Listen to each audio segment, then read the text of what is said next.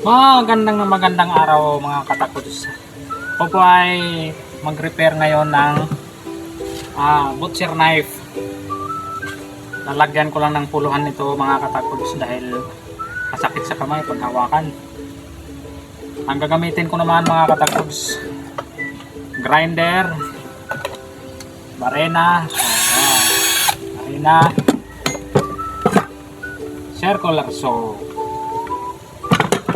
at martilyo pang pukpok sa ulo. Mga katakods, ito pala ay nakita ko lang dito sa may likod bahay namin.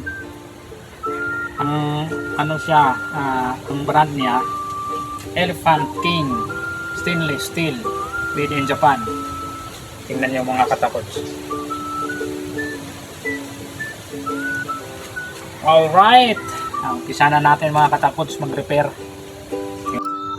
Mga katakods, ang una natin gagawin ay tanggalin muna natin yung nakatali na goma. Parang interior yata ng motor. Ginawa nilang pantali dyan para sa hawakan. At ito ay lilinisan, sipat-sipatin. Ito mga katakods, magandang klaseng itak o kutsilyo. Butcher knife pala to. Ito ay made in Japan.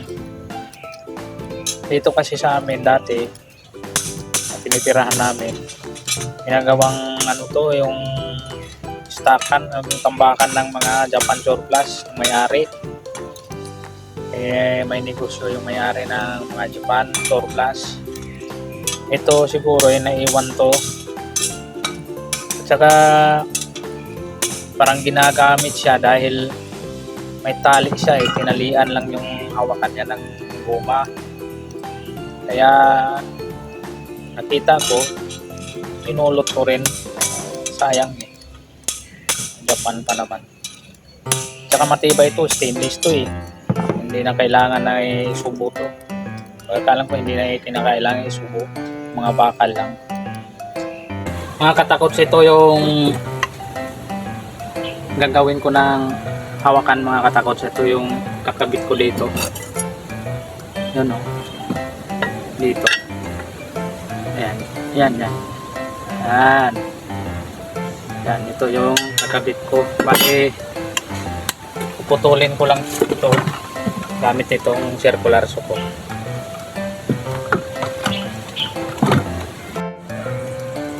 Mga katakods, magkakat na po tayo ng gagawin natin ng hawakan ng itak or butcher knife.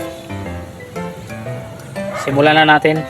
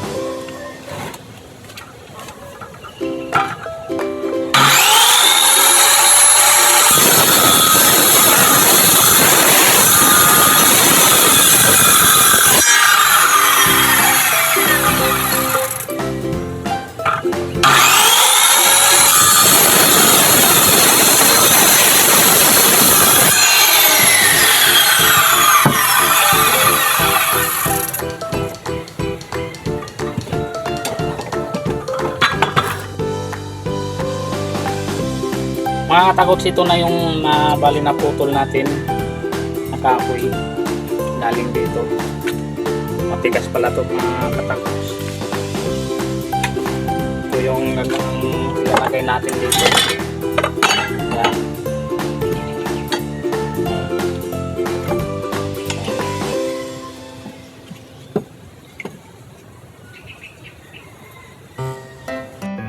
Bale mga katakots, ako pala ay gumawa ng pang rivets na alloy, parang alambre siya. Ito yung gagamitin ko para hindi kakalas yung gagawin ko na hawakan. Bale isushoot ko lang sa butas ng hawakan ng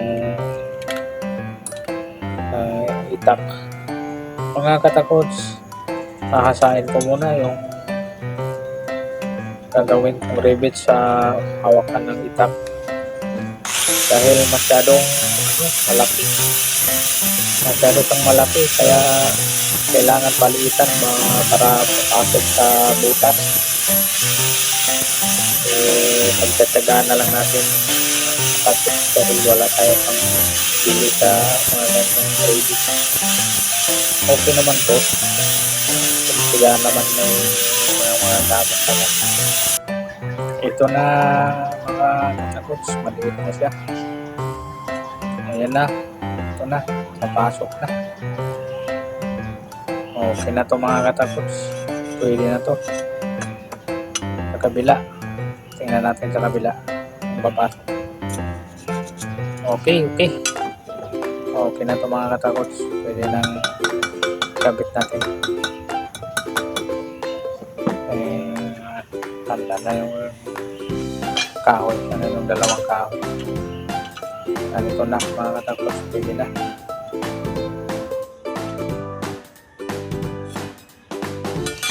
Swak na swak mga katakots. Okay. Parang sinusukat. Okay na mga katakots. Gagawin natin ay ating guhitan yung butas, yung guhitan natin kahoy guhitan natin para saktong-sakto talaga sa butas. Yan mga katakots.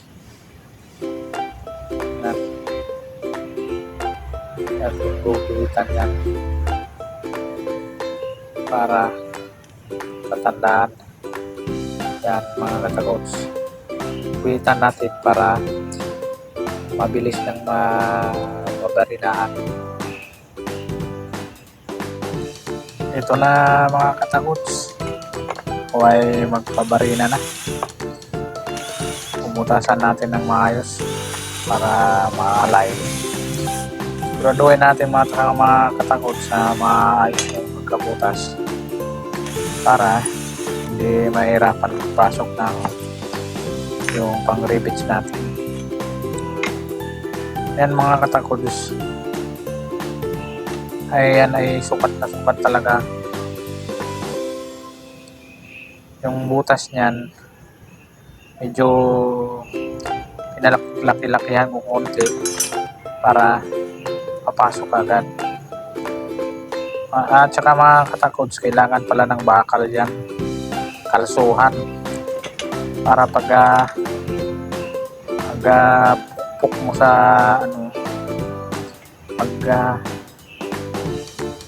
hampas mo ng martilyo sa rivets, may makakalsuhan sa ilalim na matigas na bakal para siya ay pitpit yung dulo para hindi siya ito na mga katakots. Lalagyan ko ng kahoy na yung hawakan ng itak, kabilaan siya, ipit. Lalagay ko na rin yung pang rivets niya, saktong-sakto lang yan, tama lang yung skip mga katakots. At saka yan, dapat pang sakto lang yung pagputol niyan. Kasi pag masobrahan siya magputol, hindi siya hahawak dahil hindi mapipitpit yung dulo, kabilang dulo. Hindi siya parang nahahawak. Katakot, putulin ko na yung kabila. Tapos itong putol nito, tapos ng pagputol nito, yung kabila naman para maayos, matibay. Tsaka mga mamaya cartridge, lalagyan ko rin yung gitna niyan para matibay talaga siya. Nakatakot, pupukin ko na sa martilyo. Bali kabilaan po yung pagpupukpuk niyan. Ayan mga katakot, kabilaan.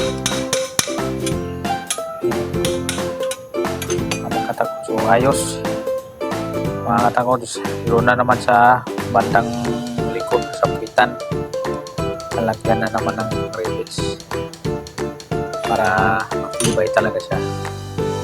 Kahit walang pangdikit lang yan mga katakods, wala, hindi nalalagyan ng pangdikit, matibay na yan na siya yan. Maganda talaga yung mga ganyan na mga hawakan ka mga katakods. Pipit tawagin yan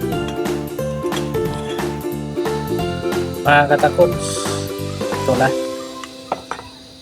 tapos ko na nilagyan ng rivets yung itak. I-grinder ko na lang ito at mga katakods para naman siya, saka katama sa sukat sa bakal na hawakan mga katakods. Ipipinish ko na lang ito mga katakods. Konti na lang mga katakods, matapos na yung ginagawa natin ng project. Hawakan ng itak Butcher knife. Ito ay madali na lang ito mga katakods, papinishin ko lang ito. Okay na ito.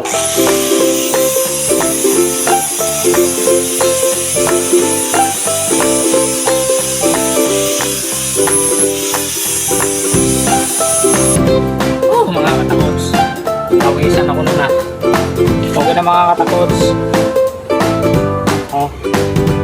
Kaya okay na.